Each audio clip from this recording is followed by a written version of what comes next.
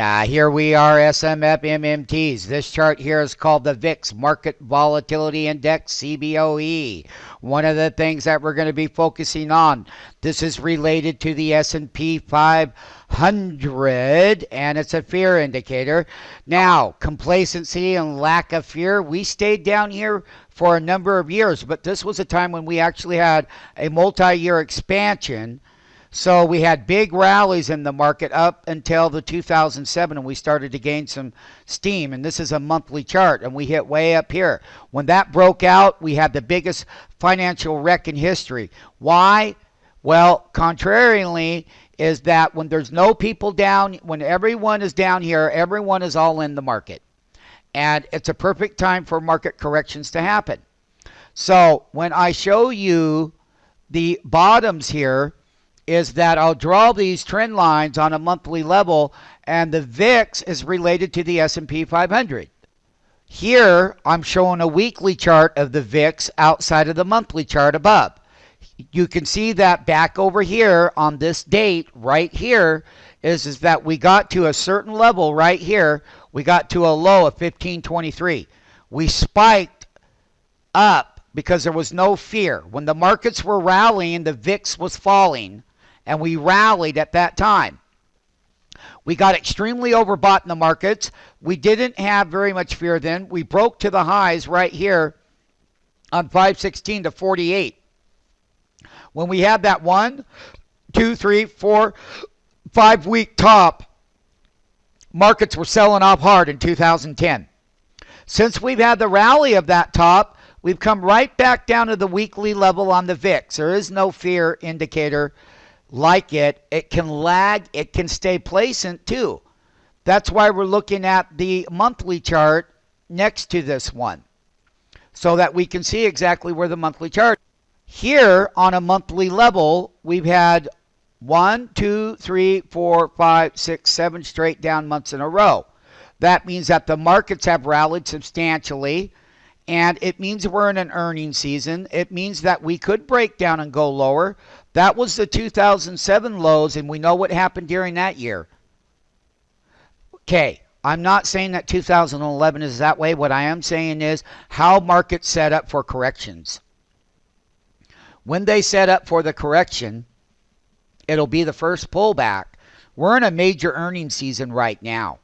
And equities aren't going higher like Apple because we're so overbought on all of the indexes, and we got such complacency of fear down here. It's the perfect setup. When the time comes, we're going to have one nice correction. When I show the difference between the S&P 500 being extremely overbought in this particular cycle, bull cycle that we're in, is a bull cycle has been extremely well. However, I am 97% overbought on the S&P 500 on a weekly. This is when big corrections, pullbacks are going to come. Right now, we're still over elevated at 94.96% overbought here, and we're coming up to a major handle on the S&P.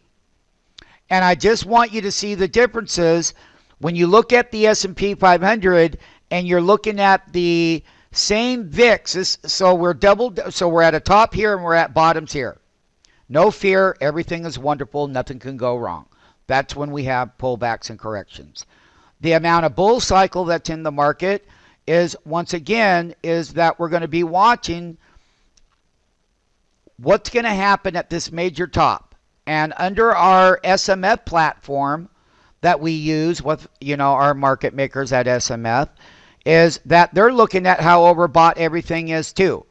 And we've had a great rally from here to there, but we're overbought. And the thing about it is that these weekly indicators are extremely out of whack. That means that there's going to be a correction just like there was back before the flash crash, just like when we shorted the market in April of 2010. We have all the live videos on the homepage or somewhere on our website that will tell you the same kind of top that was being put in there. Is that the exuberant part of the move, the earnings season? Look how overbought I am on that weekly MACD. I'm up at the top. You can see what happens over here when we had that correction. We went down. We got so overbought. Went into a sell signal over here. Came back to a weekly buy signal and been chugging along just the way that it should. It's going to take an active of financials reporting during the earnings season right now to keep this to break higher. You're going to have some very catalyst of some of the lagging stocks and some of the other financial instruments in the market to take that S&P 500. Right now, it's a beginning reversal, and we're also in an options expiration week. But the reversal is starting right here. This is this week. And I will tell you that we'll be aggressive on shorting the S&P 500 index using a variety of S&P put options that make a fortune when we do have pullbacks. And we've got them all lined up for February right here. 1220 puts, they're all deflated and they're all cheap, and all new MMTs are going to learn how to trade this and what this means of knowing when markets are overbought and exuberant. Why are the good earnings reports that are coming out not skyrocketing them through resistance level? Is because of the lack of fear and being overbought in the key indexes. And it's not a good sign for the start of the earnings season as of 1/19/2011. We've got FFIV after the close. We got Google tomorrow. And when some of these come in and hit, because they're so overbought, we look at shorting the highs of all of them. And let me tell you one thing, that we will be having a problem up here. It's going to take an act of Congress of financials to drive the market higher along with the transports. When you take a look at the very same pattern in this very same video, you can see the S&P at the top. The VIX is the opposite of the S&P 500. You can see where the problems are here. You can see how they break higher. When this broke out, man, the market's corrected big time. So what I'm trying to say is, if this starts to hold weekly support and starts to uptick, and we start putting, because we're extremely overbought and extremely oversold. So let's take a look at the oversold reading. 14.26. It was 11.6 and we moved up. We are oversold here. That's what that means on the percent DS. And when I show you the overbought, we're at 97 last week, and we're weakening at 94, but we're overbought here, and we're oversold here, and there's no fear.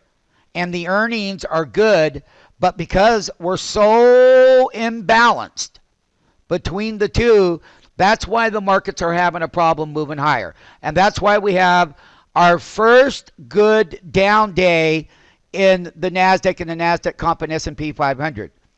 And basically, a correction can happen during good earnings season.